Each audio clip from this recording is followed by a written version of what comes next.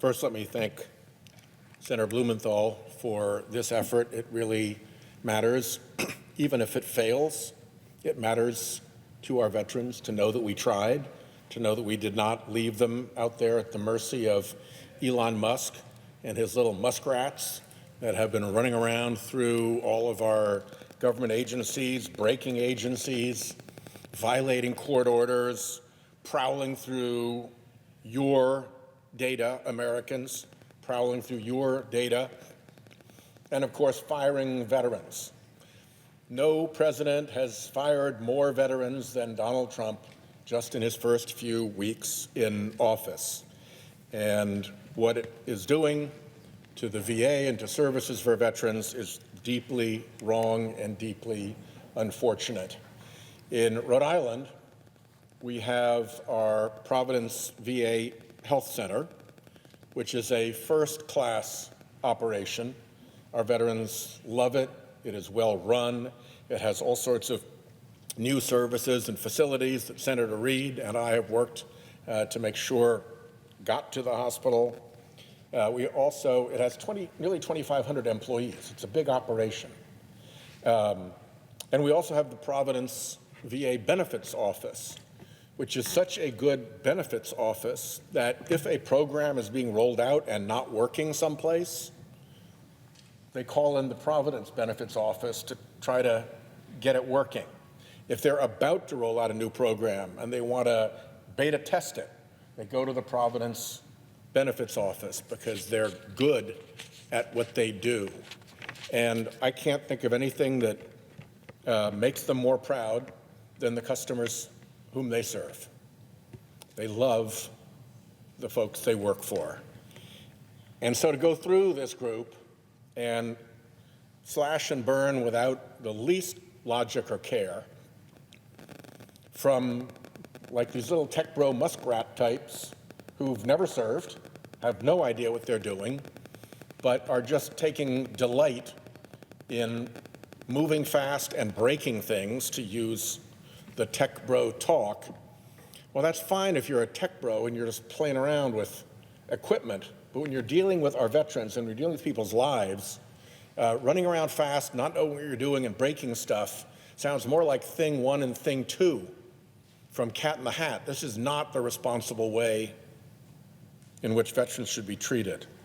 I'll mention just two while I'm here. There's a Rhode Islander who works for our Veterans Crisis Line. It's the hotline that veterans can call into when they're having an acute crisis of some kind, perhaps even feeling suicidal. This is not easy work. When that phone goes, you've got to be on and you've got to be expert. You've got to understand how to support the people who are calling in. You've got to understand how to get them to the services they need. It is a life and death matter. And this individual was fired. And then rehired a few days later, or at least told they were reinstated just a few days later.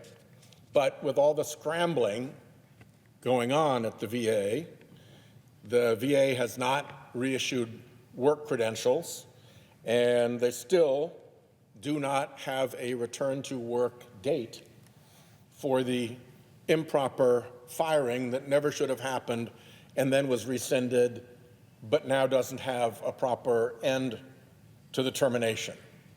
It is administrative malpractice, and it is stupid, and it is wrong. We've got another Rhode Islander who worked at the local vet center, also abruptly and unjustifiably terminated.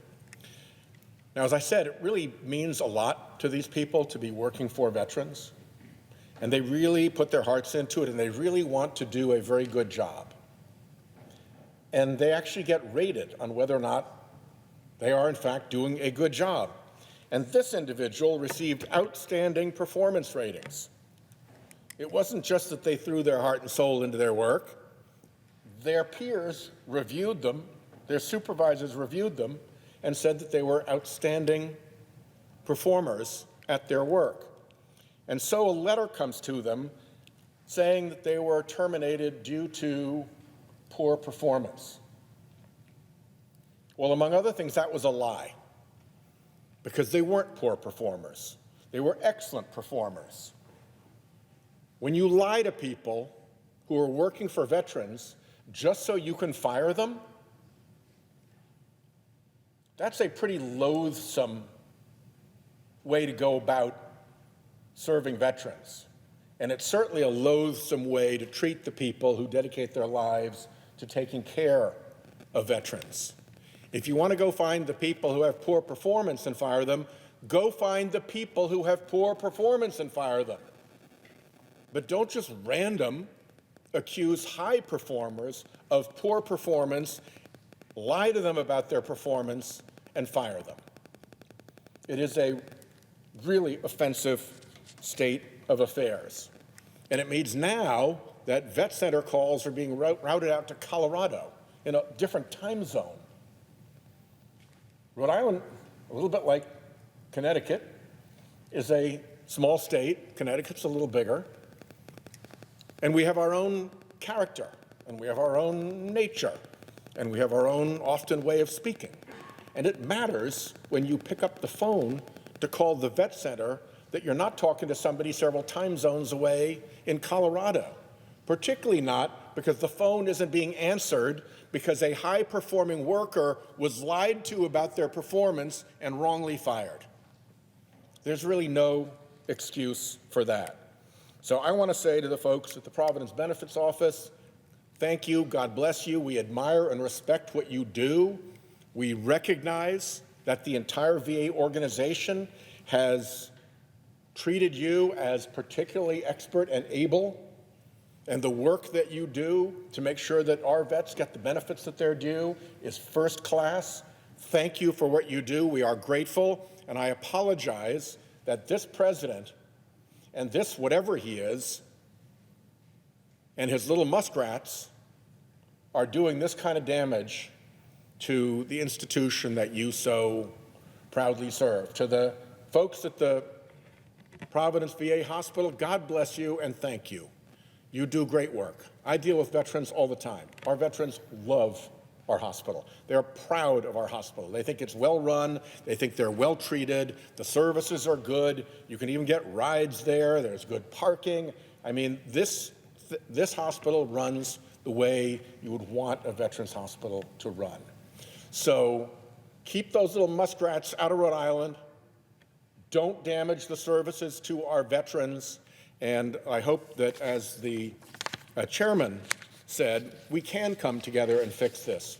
But it's hard to hear about how we should come together when nobody came together from Musk land, and those little muskrats didn't check in with anybody before they went in to break stuff at these agencies.